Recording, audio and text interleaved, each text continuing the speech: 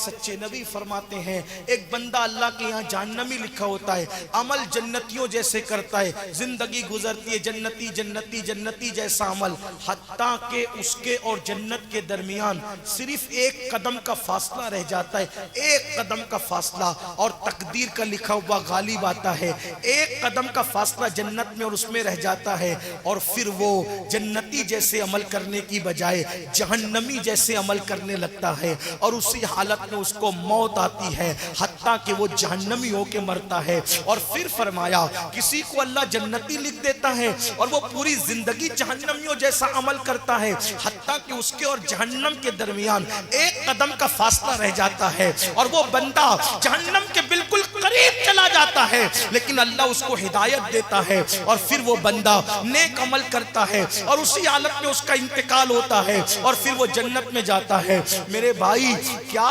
کس بلا کی میں سے ہے سرشار ہم، دن ڈھلا ہوتے نہیں ہوشیار ہم، آج ہم گھمنڈ کرتے ہیں ہم سنی ہیں ہم جنتی ہیں، ہم سنی ہیں ہم جنتی ہیں۔ میں علماء کی موجودگی میں پوچھتا ہوں میرے بھائی تو کیسا سنی اور جنتی ہے کہ تجھے طہارت کی سنتیں بھی نہیں پتا اور تو اپنے آپ کو سنی کہتا ہے، تجھے 5 کلمے بھی نہیں یاد اور تو اپنے آپ کو سنی کہتا ہے، تو جمعہ کی 2 رکعت پڑھ کے مسجد سے بھاگ جاتا ہے، ہفتے بھر مسجد سے غائب رہتا ہے، کون سا سنی ہے؟ آپ سے پوچھنا چاہتا ہوں میں تجھے سنی مانوں یا کربلا والوں کو سنی مانوں؟ اللہ اکبر، وہاں تو بیٹے کی لاش پہ گھوڑے دوڑ رہے ہیں تب بھی نماز نہیں چھوٹ رہی ہے، اور یہاں اے سی میں سوتا پڑا ہے اور فجر میں غائب ہے، ظہر میں غائب ہے۔ آپ بتائیں بڑی معذرت کے ساتھ اگر کوئی آپ کو یہ سبق سکھا رہا ہے کہ تیرا سنی ہونا جنتی ہونے کے لیے کافی ہے، تجھے کوئی نماز روزے اور عمل کی ضرورت نہیں ہے،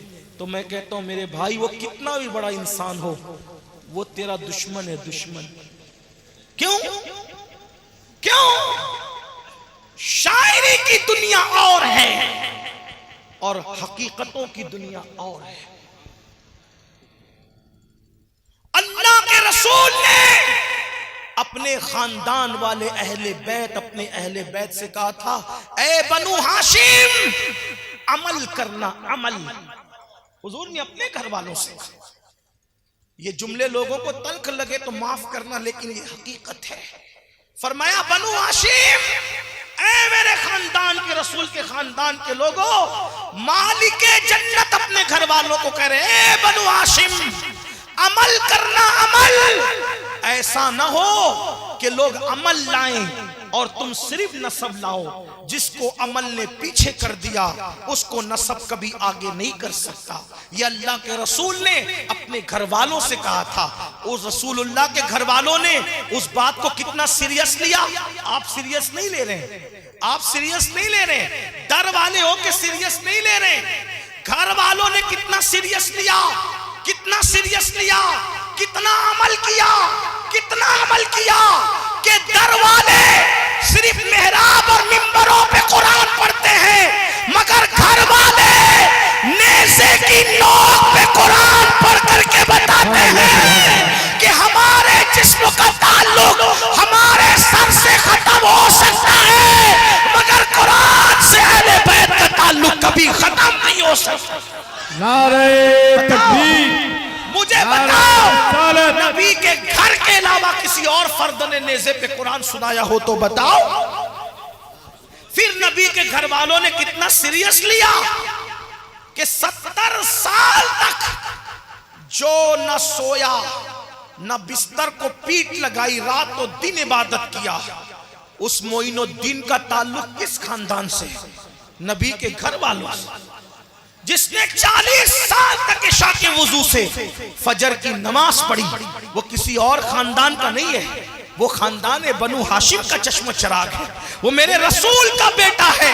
ارے ایسا بیٹا کہ 108 علوم و فنون کا ماہر مجدد جب سنہری جالیوں کے سامنے جاتا ہے تو فتاوی رضویہ لے کر نہیں جاتا، ہدایت کے بخشش لے کے نہیں جاتا، عالم نوال اولا لے کے نہیں جاتا، زبدۃ الزکیہ لے کے نہیں جاتا، اپنا عمل لے کے نہیں جاتا، بلکہ وہ نبی کے ایسے بیٹے کو لے جاتا ہے جس نے 40 سال تک عشاء کے وضو سے فجر پڑھی، اور یہی مجدد قومیت ماضیہ کہتا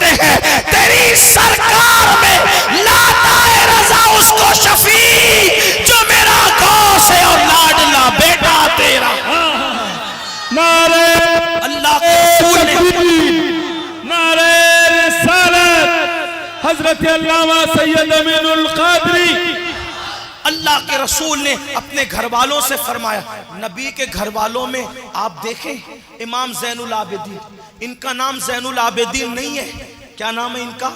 ان کا نام ہے علی ابن حسین۔ کیا نام ہے؟ امام زین العابدین کا نام کیا ہے؟ زین العابدین نام نہیں، یہ لقب ہے۔ تو یہ زین العابدین لقب کیسے پڑا؟ زین العابدین کا مطلب ہوتا ہے عابدوں کی زینت۔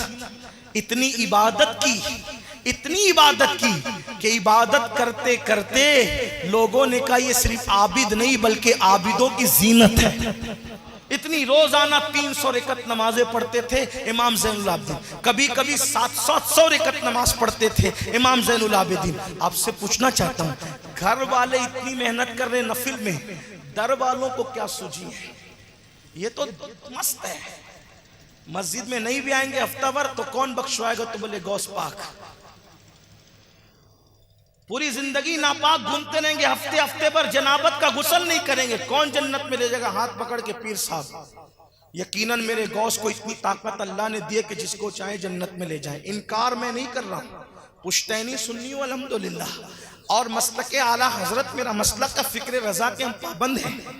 ہم اس عقیدے کے ہیں کہ کیا ہی ذوق افزا شفاعت ہے تمہاری، واہ واہ، قرض لیتی ہے گناہ پرہیزگاری، واہ واہ، لیکن ساتھ میں یہ بھی ہم پڑھتے ہیں، صدقہ پیارے کی حیا کا نہ لے مجھ سے حساب، بخش بے پوچھے لجائے کو لجانا کیا، کریم اپنے کرم کا صدقہ، لئیم بے قدر کو نہ شرما، تو اور رضا سے حساب لینا، رضا بھی کوئی حساب نہیں۔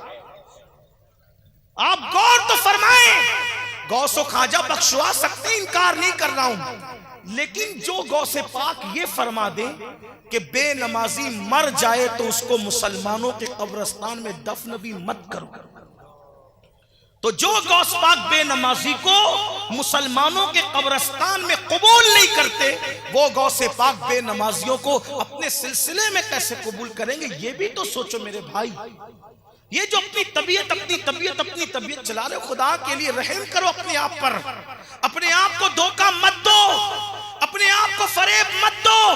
تو عرض یہ کر رہا تھا کہ اگر اللہ خوب عمل کی توفیق دے تو بھی گھمنڈ، عمل والوں کے لیے ہے ڈرو، عمل والوں کے لیے ڈرو، اس لیے کہ اللہ کسی بھی چیز پہ پکڑ کر سکتا، اس کی خفیہ تدبیر کسی کے لیے بھی ہے۔ اللہ اکبر۔ تو حضرت مالک الدینار کہتے ہیں ابن ہارون کے بارے میں جب میں نے سنا کہ لوگ تو اس کو کہہ رہے ہیں یہ ولی ہے، یہ ایسا ہے، اتنا نیک ہے، 40 سال سے ہر سال پیدل حج کو آتا ہے ابن ہارون۔ تو میں نے کہا میں اس سے ملاقات تو کروں، تو حضرت مالک الدینار کہتے ہیں کہ میں ابن ہارون کی طرف چلا، اور جب میں نے اس سے ملاقات کرنا چاہی تو میں نے کیا دیکھا کہ ایک ہاتھ کٹا ہوا ہے اس کا، اور وہ کھلے آسمان کے نیچے آسمان کی طرف دیکھ کر رو رہا ہے، اس کی داڑھی آنسوؤں سے تر ہے، آنسوؤں سے بھری ہوئی اس کی داڑھی ہے، اور جب میں اس کے قریب گیا تو جلدی سے اس نے میرے قدموں کی آہٹ سنی تو جلدی سے چہرے سے آنسو پوچھ لیے اور آنسو صاف کر کے کہا، اے اللہ کے ولی، اے اللہ کے نیک بندے، تم کوئی خواب دیکھ کر آ رہے ہو میرے پاس؟ تم نے کوئی خواب دیکھا ہے میرے حوالے سے؟ حضرت مالک الدینار کہتے ہیں کہ میں نے اس سے سنا کہ وہ میرے خواب کو جانتا ہے، تو میں نے سوچا اللہ کے بندے تو بڑا پہنچا ہوا بندہ ہے، تو میرا خواب جانتا ہے۔ تو کہا تم نے خواب میں یہی دیکھا نا کہ جا کے ابن ہارون کو بتا دو کہ ہم نے اس کا حج رد کر دیا ہے، اس کے حج کو ہم نے مردود کر دیا ہے۔ حضرت مالک الدینار اور پریشان ہوئے، یا اللہ یہ تو میرا خواب بھی جانتا ہے اور میرے خواب کا مضمون بھی جانتا ہے۔ حضرت مالک الدینار کہتے ہیں میں نے کہا ارے تم تو میرا خواب بھی جانتے ہو اور میرے خواب کا مضمون بھی جانتے ہو، کتنے پہنچے ہوئے ہو؟ اس نے کہا میں پہنچا ہوا نہیں ہوں، یہ دراصل کوئی کشف کا معاملہ نہیں، یہ کوئی کرامت کا معاملہ نہیں، دراصل یہ میرے بارہا کا تجربہ ہے، 40 سال کا تجربہ ہے۔ میں ہر سال پیدل حج کے لیے آتا ہوں اور ہر سال کسی نہ کسی ولی کو یہ خواب دکھایا جاتا ہے کہ جاؤ اور جا کر ابن ہارون سے کہہ دو کہ ہم نے اس کا حج رد کر دیا۔ حضرت مالک بن دینار کہتے ہیں ابن ہارون میرا اللہ کسی پہ ظلم تو نہیں کرتا، میرا اللہ کسی پہ زیادتی تو نہیں کرتا، اگر تیرا حج ہر سال برابر رد ہو رہا ہے ہے تو اس میں کوئی نہ کوئی تو بات ہوگی. بلا وجہ تو اللہ کسی کا عمل رد نہیں کرتا, اس کی شان ہے, وہ بڑا فضل والا ہے. ابن ہارون نے کہا مالک اگر تم اللہ کے اتنے برگزیدہ بندے نہ ہوتے تو میں یہ بات کسی کو نہیں بتاتا, اور نہ میں نے آج تک کسی کو بتائی ہے, لیکن آج میں یہ راز تم کو بتا رہا ہوں. میرا حج رد ہو رہا ہے, میری عبادتیں رد ہو رہی ہے, میری نمازیں رد ہو رہی ہے, میری کوئی عبادت قبول نہیں ہے مالک, حتیٰ کہ میرے دل کو چین نہیں, میرے دل کو سکون نہیں, میرے دل کو اطمینان اور قرار نہیں. مالک الدینار نے پوچھا وجہ, تو وہ ابن ہارون کہتا ہے اے مالک ابن دینار, اللہ نے مجھے دولت سے بہت نوازا تھا, اللہ نے مجھے مال سے بہت نوازا تھا, بہت دولت دی تھی اللہ نے, بہت مال دیا تھا اللہ نے, لیکن دولت اور مال ملنے کے بعد چند غلط دوستوں کی صحبت مل گئی اور میں چند غلط دوستوں کے ساتھ ہو گیا. اللہ اکبر, یہ بات میں اپنے جوانوں سے بھی کہتا ہوں, یاد رکھنا صحبت انسان کو بناتی بھی ہے, صحبت انسان کو بگاڑتی بھی ہے. اے میری قوم کے جوانوں, دوست اور دشمن میں فرق کرو. وہ نوجوان جو تمہیں نشے کی طرف لے جائیں, وہ نوجوان جو تمہیں جوے کی طرف لے جائیں, وہ نوجوان جو تمہیں گانے اور غزلیں اور فلموں کی طرف لے جائیں, وہ نوجوان جو تمہیں گناہوں کے اڈوں کی طرف لے جائیں, وہ جوان تمہارے دوست نہیں ہے, وہ تمہارے پکے دشمن ہے. دشمن, سچے دوست کی پہچان یہ بتائی گئی, سچا دوست وہ ہے جب تو اللہ کو بھول جائے تو وہ اللہ کی تجھے یاد دلا دے. گناہوں کے اڈوں کی طرف لے جانے والا تمہارا دوست نہیں ہو سکتا, وہ دشمن ہے. بہت سارے نشہ کرنے والے جوان میرے پاس آئے تو میں نے پوچھا پہلی بار نشہ کب کیا تھا, تو کہا حضرت میرے دوستوں نے کہا تھا تیری ماں کی قسم شراب پی لے, کسی نے کہا تیرے باپ کی قسم شراب پی لے, تیرے اکلوتے بچے کی قسم شراب پی لے, تیری بیوی کی قسم شراب پی لے. تب سے میں لوگوں سے کہتا ہوں اے میری قوم کے جوانوں, یاد رکھنا پہلی بات تو نشہ کرنے والوں کے ساتھ مت بیٹھنا, کیونکہ اللہ کے رسول فرماتے ہیں جو نشہ کرنے والوں کے ساتھ بیٹھے گا وہ قیامت کے دن اندھا اٹھایا جائے گا, اس کو قیامت کے دن اندھا اٹھایا جائے گا. اس حدیث کو فقی ابو اللیث سمرقندی نے اپنی کتاب میں لکھا ہے کہ نشہ کرنے والوں کے ساتھ جو بیٹھے وہ قیامت کے دن اندھا اٹھایا جائے گا. صرف بیٹھنے والا اندھا اٹھے گا, جو نشہ کرتے ان کا انجام کیا ہوگا, نشہ کرنے والوں کا حال کیا ہوگا. اللہ اکبر, سن لو پہلی بات تو ان سے ان کی صحبت نہ رکھو, ان سے تعلق نہ رکھو, ان سے دوستی نہ رکھو. اور اگر کوئی یہ کہہ دے تیری ماں کی قسم, تیرے باپ کی قسم, تیرے بھائی کی قسم, تیری بیوی کی قسم, تیری بیٹی کی قسم, میں آپ کو حوصلہ دے رہا ہوں, اگر کوئی اللہ کی قسم بھی دے کر تمہیں شراب پی لائے تو تمہیں شراب پینے کی ضرورت نہیں. اگر تمہیں کوئی قرآن کی قسم دے کر بھی شراب پلائے تو تمہیں نشہ کرنے کی ضرورت نہیں. یاد رکھنا یہ ساری قسم کا اعتبار اللہ کی اور قرآن کی قسم کی عظمت اپنی جگہ حق ہے, لیکن گناہ میں ان قسموں کا استعمال نہیں کیا جا سکتا. اور اگر گناہ کرانے کے لیے کوئی قسم دے تو اس کی قسم مانی نہیں جائے گی, اس کی قسم نہیں مانی جائے گی. یاد رکھنا, اس کا بہت خیال کرنا. اللہ اکبر. تو وہ کہتا ہے مالک الدینار سے اے مالک جب میں دوستوں کے ساتھ, مالدار دوستوں کے ساتھ ہو گیا, غلط دوست تھے, انہوں نے مجھے شراب کا عادی بنا دیا, نشے کا عادی بنا دیا. میں اپنی ماں سے چھپ چھپ کر شراب پیتا رہا. میری وفادار بیوی کو پتا تھا کہ میں نشہ کرتا ہوں, لیکن اس نے وفا کی وجہ سے یہ راز کسی کو نہیں بتایا, حتیٰ کہ میری ماں سے چھپ چھپ کر میں نشہ کرتا رہا, شراب پیتا رہا. بالآخر ایک دن شعبان المعظم کی آخری تاریخ تھی, شعبان کی آخری تاریخ تھی, میں نشے کے لیے گیا دوستوں کے ساتھ, اور اس دن اتنا نشہ کیا, آئندہ دن چونکہ رمضان شریف آنے والے تھے, اتنا نشہ کیا کہ نشے میں دھت ہو گیا, اور دن کدھر گزرا پتا بھی نہیں چلا. شام کو ڈولتے ہوئے لڑکھڑاتے ہوئے گھر کی طرف آیا تو رمضان المبارک کا چاند نظر آ چکا تھا. میری ماں میرا انتظار کر رہی تھی. جیسے ہی میں دروازے پر آیا, پہلی بار میری ماں نے مجھے نشے کی حالت میں دیکھا تو ماں کو غصہ آیا. اس نے کہا بدبخت, کم بخت, تو رمضان شریف کی پہلی شب میں نشہ کر کے آیا ہے.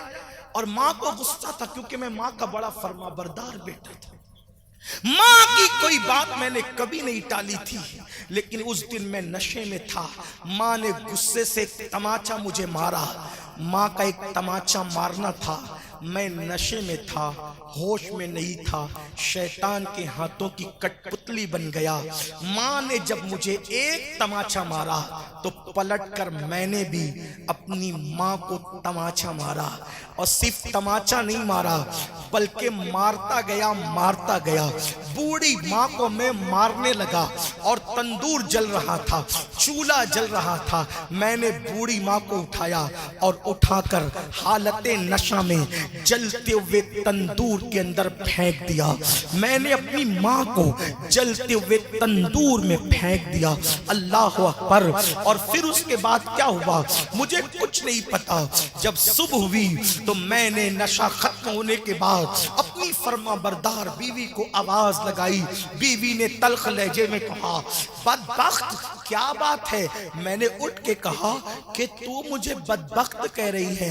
कहा मैं तो मुंतजिर थी तेरे नशे के खात्मे के लिए, वरना मैं रात ही को घर छोड़कर चली जाती। जो अपनी माँ का न हुआ वो मेरा क्या हो सकता है? मैं तेरे साथ नहीं रह सकती इब्ने हारून। मैंने पलट कर कहा माँ को क्या हुआ? मेरा नशा उतर चुका था। मैंने कहा माँ को क्या हुआ? तो कहा देख तूने माँ को कत्ल कर दिया। मैंने देखा मेरी माँ जली हुई रोटी की तरह, कोयले की तरह जलकर मुर्दा पड़ी थी। मैंने घबरा कर कहा माँ को क्या हुआ? तो मेरी बीवी ने पूरी दास्तान बताई कि तूने हालते नशा में अपनी माँ को कत्ल कर दिया है। उस दिन मुझे एहसास हुआ इब्ने हारून तूने क्या कर दिया, इब्ने हारून तूने क्या कर दिया। लेकिन कहने वाले ने कहा है पछतावे से का होवत जब चिड़िया चुग गई खेत। ऐ मेरी कौम के जवानों, मैं तुम्हारे हाथ जोड़कर तुम्हारे सामने कहता हूँ खुदा के लिए कभी नशे के करीब मत जाना। इब्ने हारून ने तो अपनी माँ को कत्ल किया, तुम भी अपने माँ बाप के कातिल बन सकते हो। कैसे? इब्ने हारून ने तो आग में डाल करके माँ को एक ही वक्त में जला दिया। जाकर अपने बाप के दिल से पूछो, जब तुम गुनाह करके घर लौटते हो तो बाप तंदूर की आग में नहीं जलता, बाप गमों की आग में जलता है, माँ गमों की आग में जलती है। और सुन लो, चूल्हे की आग में जलकर मरने वाला जल्दी से निजात पा जाता है, लेकिन गमों की आग में जलने वाला हर पल जीता है, हर पल मरता है। याद रखना, जो माँ बाप का दिल दुखाएगा मरते वक्त उसकी जबान पे कभी कलेमा नहीं आ सकता। मत लो माँ बाप की बद्दुआएं। माँ बाप ने इसी दिन के लिए पैदा किया था। माँ ने 9 महीने तक इसी दिन के लिए पेट में रखा था। सोचो, जब एक माँ अपने बच्चे को बोझ 9 महीने तक उठाती है तो वो कितनी खुशी खुशी उठाती है। क्यों खुशी खुशी उठाती है पता है? उसे पता है ये बच्चा पैदा होगा तो बुढ़ापे में मेरी बुढ़ापे का सहारा बनेगा, वो मेरी बुढ़ापे की लाठी बनेगा। एक बाप अपना पूरा शबाब अगर अपने बच्चे के लिए कुर्बान कर देता है इसीलिए ताकि बड़ा होकर के वो बाप का सहारा बने। अब जब बच्चा जवान होकर के किसी लड़की के चक्कर में पड़ जाए, गुनाह के चक्कर में पड़ जाए, नशे की लत में पड़ जाए, आवारगी में पड़ जाए, मोबाइल का नशा उस पे तारी हो जाए। जानते हो मोबाइल के दीवानों कि माँ बाप इंतजार करते हैं कि मेरे बच्चे हमारी खैरियत पूछेंगे, लेकिन बच्चे मोबाइल में इतने बिजी है कि अपने माँ बाप की खैरियत पूछने का उनके पास वक्त नहीं है, उनके पास टाइम नहीं है। होश के नाखून लो, किस लिए दुनिया में आए थे? दुनिया में आवारगी के लिए नहीं आए थे, अय्याशी के लिए नहीं आए थे, पाप के लिए नहीं आए थे। होश के नाखून लो, अपनी जिम्मेदारियों का एहसास करो। ऐ मेरी कौम के जवानों, तुमने दुनिया को शऊर देना है। तुम लाशऊरी तौर पर कहाँ हो? तुम किस नशे में हो? किस बदमस्तियों में हो? निकलो गुनाहों से, गुनाह से हिजरत करो, अपने मकसद की तरफ निगाह करो। हज़रत मालिक बिन दीनार को इब्ने हारून कहता है कि मालिक मेरी माँ मर चुकी थी। उस दिन मुझे एहसास हुआ, मैंने फौरन एक कुल्हाड़ी ली और अपना वो हाथ जिससे मैंने माँ को मारा था वो हाथ फौरन काट दिया, बंग महल बेच दिया, बीवी को आजाद कर दिया, सारे गुलाम बेच दिए, आजाद कर दिए कुछ को, और सारी दौलत बेच بیچ کر میں نے صدقہ کر دیا. وہ دن اور آج کا دن ہے. ہر دن روزہ رکھتا ہوں, ہر رات عبادت کرتا ہوں, ہر سال پیدل حج کو آتا ہوں, لیکن سکون نہیں ہے مالک, اطمینان نہیں ہے مالک. اللہ اکبر. حضرت مالک ابن دینار نے سنا تو غصے میں آ گئے. فرمایا بدبخت, اللہ تجھے کبھی معاف نہ کرے, تو نشیڑی ہے اور ماں کا قاتل ہے, اللہ تجھے کبھی معاف نہ کرے. یہ کہہ کر مالک الدینار پلٹے, اور پلٹنے کے بعد انہوں نے اتنی آواز سنی کہ وہ کہہ رہا تھا, اے غموں کو کھولنے والے اللہ, مجھے بخش دے اور مجھے معاف کر دے, میرے غموں کو کھول دے. اللہ اکبر. مالک الدینار جیسے ہی پلٹ کر اپنے خیمے میں گئے, غصے کی ملی جلی کیفیت تھی, لیٹ گئے. آنکھ لگ گئی. جب آنکھ لگی تو خواب میں اللہ کے رسول کا جلوہ دیکھا, مصطفیٰ جان رحمت کا جلوہ جہاں آرا دیکھا. آقا نے فرمایا, مالک تو نے ابن ہارون کو کیوں ڈانٹا, اس کو کیوں مایوس کیا؟ عرض کی آقا اس نے کتنا بڑا پاپ کیا, ماں کا قاتل ہے, نشیڑی ہے. آقا فرماتے ہیں ابن ہارون کے بارے میں بتاؤں مالک بن دینار تجھے کہ اللہ اس کے ساتھ کیا سلوک کرے گا؟ اللہ اکبر. مالک الدینار نے کہا غیب دا نبی سے کہ حضور بالکل بتائیں. تو آقا فرماتے ہیں, اے مالک بن دینار 3,500 سال تک, کتنے 3,500 سال تک ابن ہارون جہنم کی آگ میں جلے گا. اللہ. لوگوں کو لگتا ہے یہ جہنم کیا چیز ہے, مولانا لوگ تو بس ایسی بولتے.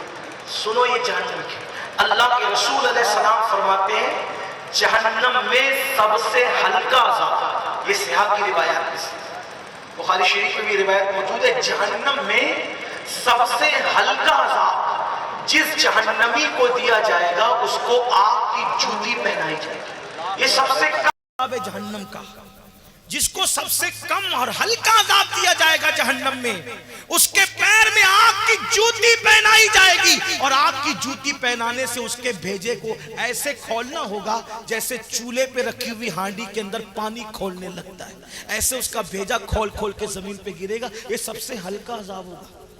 اگر ایک لمحہ کوئی جہنم کی آگ میں چلا جائے تو نکلنے کے بعد اگر اس کو دنیا کی آگ میں رکھا جائے تو وہ سمجھے گا کہ مجھے آگ سے نکال کے باغ میں ڈال دیا گیا. یہ ہے جہنم کی آگ. ہماری دنیا کی آگ سے 70 درجہ زیادہ تیز جہنم کی آگ ہے. یہ نہ سمجھو کہ کہانی قصہ ہے, دین کہانی قصہ نہیں ہے, یہ مبالغہ آرائیاں نہیں ہے, یہ اللہ کے رسول کا سچے نبی کا فرمان ہے. اللہ اکبر. تو ابن ہارون 3,500 سال تک جہنم کی آگ میں جلے گا. اس کی ماں تو جنت میں ہوگی. اچانک اس کی ماں کو ابن ہارون کی یاد آئے گی. وہ فرشتوں سے پوچھے گی, اے فرشتوں میرا بیٹا ابن ہارون کہاں ہے, کہاں ہے میرا بیٹا؟ تو فرشتے کہیں گے وہ جہنم میں. کیوں؟ تجھے قتل کیا تھا اور شرابی تھا اس لیے. تو ابن ہارون کی ماں کی ممتا تڑپ جائے گی جنت میں, اور وہ کہے گی فرشتوں اللہ سے پوچھو نا, کیا میرا بیٹا جنت میں نہیں آ سکتا, میرا بیٹا جنت میں نہیں آ. ماں کہے گی, دیکھو ماں تو ماں ہوتی, ماں تو ماں, ماں باپ کی قدر جان. غدار اور قاتل بیٹوں کے بارے میں جب ماں کی ممتا کا یہ عالم ہے کہ جنت میں بھی نہیں بھول رہی ہے بچوں کو, تو وفادار بیٹوں کے لیے کیا عالم ہوگا, فرما بردار بیٹوں کے لیے کیا عالم ہوگا, ایصال ثواب کرنے والے بچوں کے لیے ماں باپ کی ممتا کا عالم کیا ہوگا. اللہ اکبر. ابن ہارون کی ماں کہے گی فرشتوں اللہ سے پوچھو میرا بیٹا جنت میں نہیں آ سکتا. فرشتے اللہ سے کہیں گے اللہ ابن ہارون کی ماں پوچھ رہی ہے کیا میرا بیٹا جنت میں نہیں آ سکتا. اللہ فرمائے گا بالکل آ سکتا ہے, ایک ہی شرط ہے, اگر تو معاف کر دے ہم بھی معاف کر دیں گے. اللہ کے رسول فرماتے ہیں مالک ابن دینار جب اس کی ماں اس کو معاف کر دے گی تو اللہ بھی اس کو معاف فرما کر جنت میں داخل فرما دے گا. میرے آقا علیہ الصلوۃ والتسلیم کے پیارے دیوانوں, لیکن نشے کا نقصان دیکھو, ماں کا قاتل بن گیا. ایک تو شخص ایسا کہ نشے کی وجہ سے اس نے اپنی بہن کے ساتھ بدی کر لی, بدکاری کی بہن کے ساتھ. نشے میں کسی نے بیوی کو طلاق دی, نشے میں کسی نے بیٹی کی آبرو پہ ہاتھ ڈال دی. نشے کا بائیکاٹ کرنا ہوگا. نشہ پھیپڑوں کو کھا رہا ہے, نشے کی وجہ سے بیماریاں عام ہو رہی، اور ہمارے سماج میں نشے کو سستا کر کے لوگ بیچ رہے ہیں کہ کسی طرح ہمارے جوان نشے میں مبتلا ہو جائیں، بلکہ اسکول، کالجز اور یونیورسٹی کے اندر باضابطہ طور پر ایسے لڑکوں کو اور لڑکیوں کو چھوڑا جاتا ہے تاکہ ذہین بچوں کو وہ نشے کا پابند عادی بنا دے۔ ابتدا میں ان کو فری میں نشہ دیں، بعد میں جب نشے کے عادی ہو جائیں گے تو خود ہی جو ہے وہ خرید کر کے نشہ کریں گے۔ اس لیے ہوش کے ناخن لو، ذمہ داری کا احساس کرو۔ دنیا میں بہت خسارہ ہو رہا ہے اپنا، پوری دنیا کے اندر ذلیل اور رسوا ہو رہے ہیں۔ اے نوجوانوں، اپنی ذمہ داری کا احساس کرو۔ اللہ نے کیوں پیدا کیا؟ یہ سارے گناہوں سے نکلو، سچی توبہ کرو اور پلٹو اللہ کی طرف۔ دیکھو اگر توبہ کر لو گے اور اللہ کی طرف پلٹو گے، بس اتنا عہد کر لو کہ میں نے اپنی قوم کے لیے کچھ کرنا ہے، میں نے اپنی قوم کے لیے کچھ کرنا ہے۔ میں اپنے لیے پیدا نہیں ہوا، میں صرف کھانے پینے، سونے اور جو ہے وہ اپنی ازدواجی زندگی کو پوری کرنے کے لیے پیدا نہیں ہوا۔ اللہ نے مجھے کسی مقصد کے لیے پیدا کیا۔ مقصد کی طرف توجہ کرو۔ اپنا مقصد کیا ہے پیدائش کا؟ تو مقصد یہ ہے پیدائش کا کہ اپنے بالوں کو نہیں سنوارنا صرف، بلکہ قوم کی وہ مسائل جو الجھے ہوئے ہیں، بلکہ قوم کی الجھی ہوئی تقدیر کو اپنے ناخن تدبیر سے سنوارنے کی کوشش کرنا ہے۔ ہمیں میں سے تو کوئی صلاح الدین ایوبی اٹھا تھا، ہمیں میں سے تو کوئی طارق بن زیاد اٹھا تھا، ہمیں میں سے تو کوئی حضرت خالد ابن ولید سیف اللہ کی شکل میں ظاہر ہوئے تھے۔ آئیے حضور قبلہ قائد محترم کا استقبال کر لیں۔ نعرہ تکبیر، ہلو، نعرہ تکبیر، نعرہ رسالت، حضور داعی کبیر، امیر سنی دعوت اسلامی، امیر اہل سنت، محافظ مسلک اعلی حضرت، حضور پیر طریقت علامہ شاکر نوری، اسٹیج خالی کریں، اسٹیج پہ وزن زیادہ ہے، کچھ بھائی اسٹیج کو ہلکا کریں۔ نعرہ تکبیر، نعرہ رسالت، سرکار مدینہ کانفرنس، حضور داعی کبیر، اللہ حافظ قاری محمد شاکر نوری، امیر سنی دعوت اسلامی،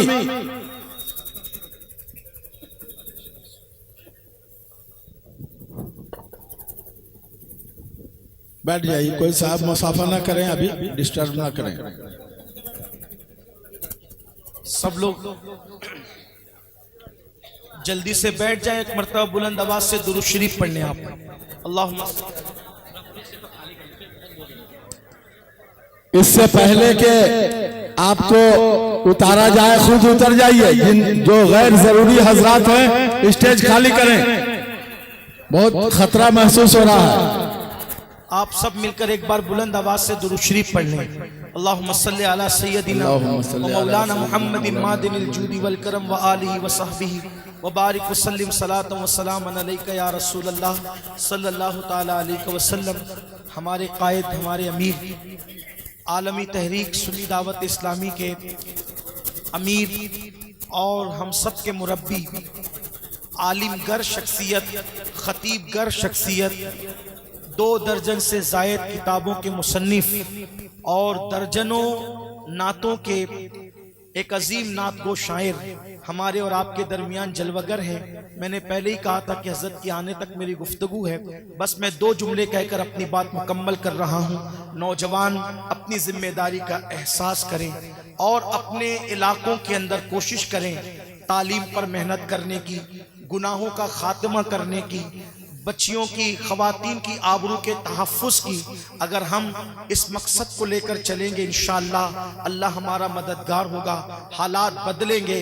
اقبال نے کہا تھا، میں دعا، اقبال نے تو جھنجھلا کر کہا تھا، لیکن میں ان کے ان اشعار کو بطور دعا یہ کہتا ہوں کہ خدا تجھے کسی طوفان سے آشنا کر دے، خدا تجھے کسی طوفان سے آشنا کر دے کہ تیری بحر کی موجوں میں اضطراب نہیں۔ اللہ پاک ہم سب سے وہ کام لے جس سے اللہ پاک بھی اور اس کے محبوب صلی اللہ علیہ وآلہ وسلم بھی راضی ہو جائے، اور اللہ رب العزت ہمیں دین کی خدمت کے لیے چن لیں۔